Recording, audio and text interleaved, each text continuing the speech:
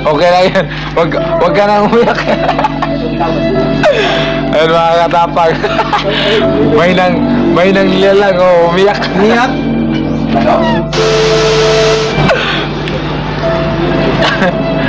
Ayun o, buksan mo muna. Di mo na buksan eh.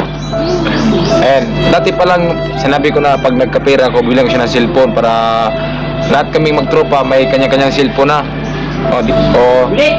May isa pala mga katapang, magbablog pala siya. Gusto niyang mag-vlog. Si Sina na may sakit dito sa leg, waiter. Yung gusto niyang tulungan yung pamilya mga katapang kasi yung mama daw niya may sakit daw dito sa leeg. Yung ano dun, malaki. So tulungan po siya mga katapang na mag-vlog. Magsisimula siyang mag-vlog para sa pamilya din niya. Payo ko lang sa iyo, dahil gusto mong mag-vlog, go ka lang sa pagbablog. Huwag kang susuko at huwag ka muna ng pag-asa. Manalig ka lang sa Diyos, mag-pray ka lang, go ka lang sa pagbablog. Yun lang. Ang lakas talaga ng influence ng ating idol Boy Tapang.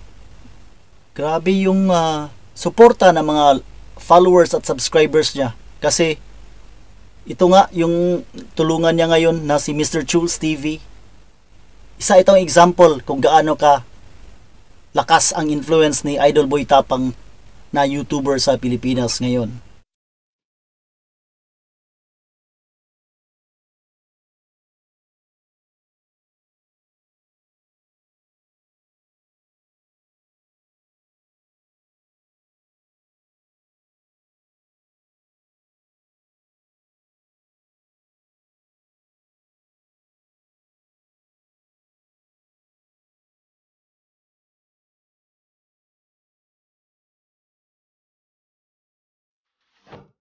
Kumusta kayong lahat mga idol?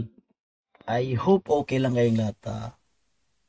Welcome to my YouTube channel. For today's video mga idol, time ko itopic or first time natin maging discussion ngayon dito is yung isang idol natin na si Boy Tapang. And kaibigan niya na meron na ring YouTube channel ngayon na si Mr. Chules. We all know mga idol na 6 days ago lang or maybe it was just 6 days ago when nag-unbox si Boy Tapang or siyang na-reveal na niya na nagsahod na siya, first salary niya sa YouTube. At marami siyang binili mga idol, may mga binili siya ng mga gamit for his vlogs. Bumili siya ng bagong laptop para maka-edit siya. And bumili din siya ng Sony na camera, video camera. So dito natin makikita mga idol na finally nagbunga na yung sacrifice ni Idol Boy Tapang. And finally nakasahod na siya. And hindi na lang natin mga idol, busisiin or hindi natin kailangang malaman kung magkano talaga yung nakuha na sahod ni Idol Boy Tapang. But I'm sure mga idol na malaki ang nakuha niya na sahod.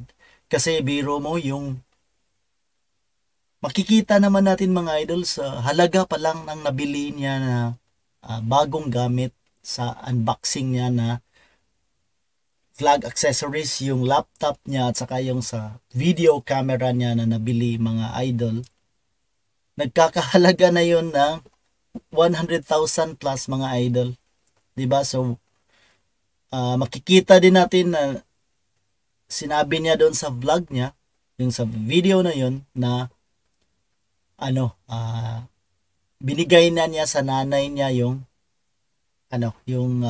rest ng or yung sahod niya kasi para sa budget sa bahay. Kasi ngayon nakikita natin na pinapatrabaho na niya uli yung bahay niya mga idol through his YouTube salary. We all know naman na yung unang pagpagawa niya sa bahay niya is through the endorsements, mga bayad or mga naipon niya na pera galing sa kanyang mga endorsements, hindi galing sa kanyang YouTube salary. Kasi we all know what happened to his first YouTube channel na natanggal ng YouTube dahil for something that he maybe he violated or something.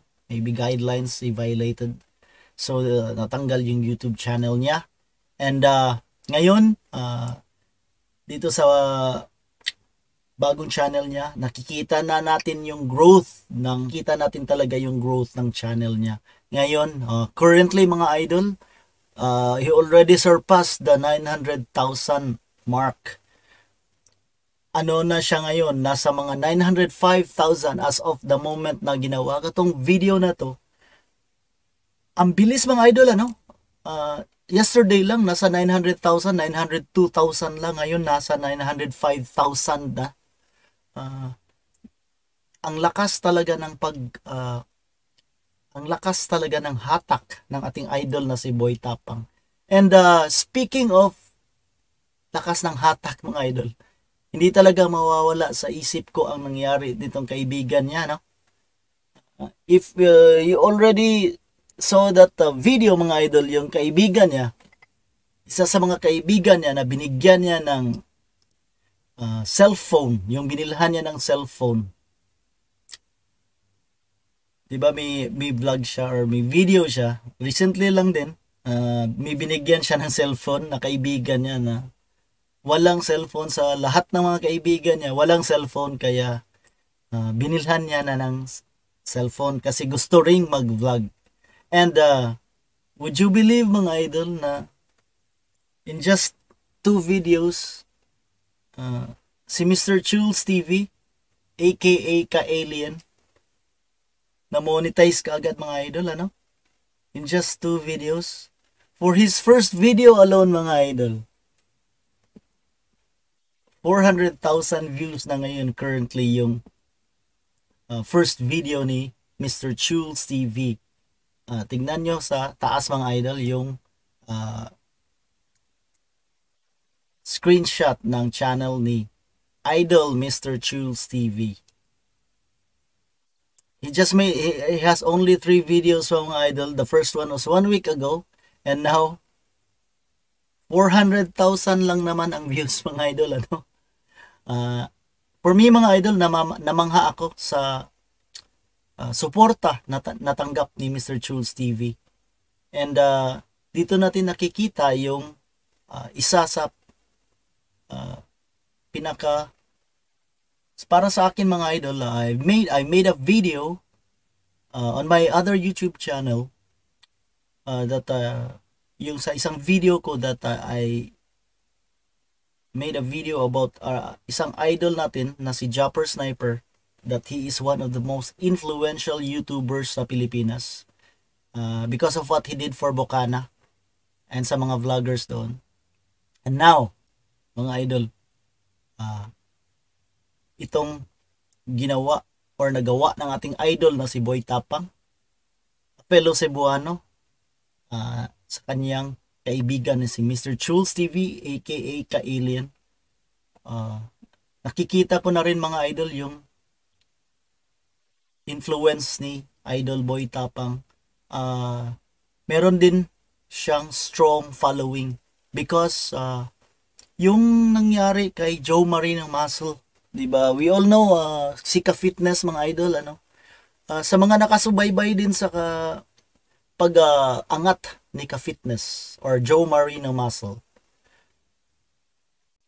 Nung pumunta siya kay Idol Boy Tapang kasi gusto niya gusto niyang hamunin si Idol Boy Tapang, or gusto niyang ma-meet ang pamilya, or gusto niyang malaman kung ano talaga yung ugali ng pamilya ni Boy Tapang. He has only 1,000, almost 1,800, I think, if I can remember correctly mga idol, 1,800 plus subscribers nung pumunta siya kay Idol Boy Tapang. And then after that mga idol, nung nagka-collaborate sila, I think he stayed there for many days, maybe 3 or something, 3-4 days.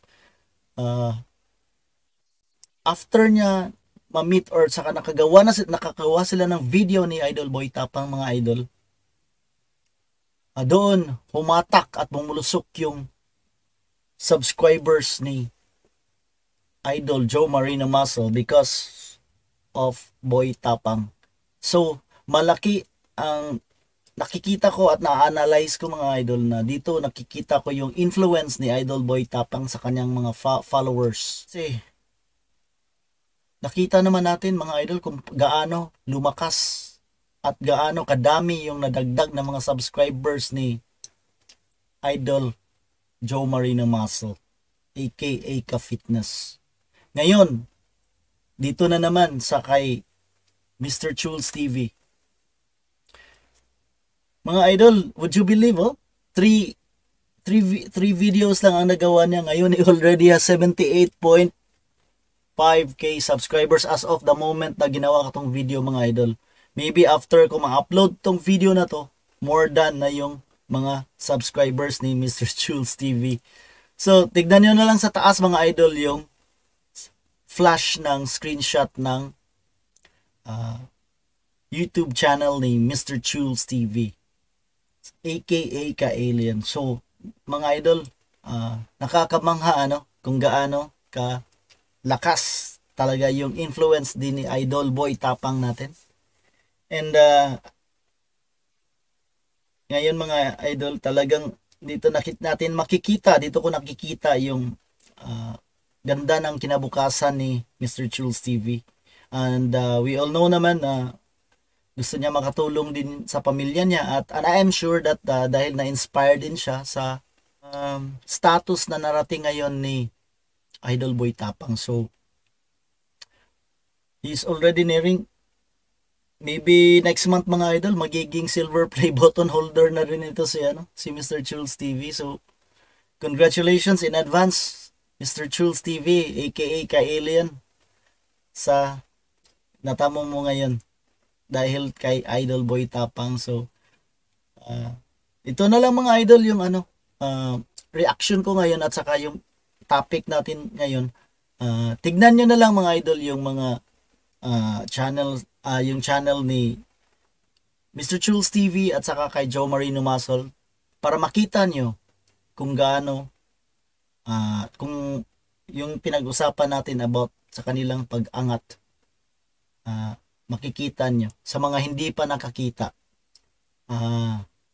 So mga idol, let's see and wait kung ano ang magiging kahinatnan ng mga channel ng mga itong channel na to, especially kay Mr. Chules TV. And yung kay Idol Joe Marino Muscle, naman na channel niya umaangat din kasi may mga collaboration na din siya with isang idol natin na si Quadro Boy Alas, Janrel Casimero. So, umaangat din yung channel niya. So, dito na lang mga idol. Sana tignan nyo ang mga channel at we'll see each other again mga idol on my next video. And salamat sa mga nag-subscribe sa akin. And this is Norman and I will see you again mga idol on my next video.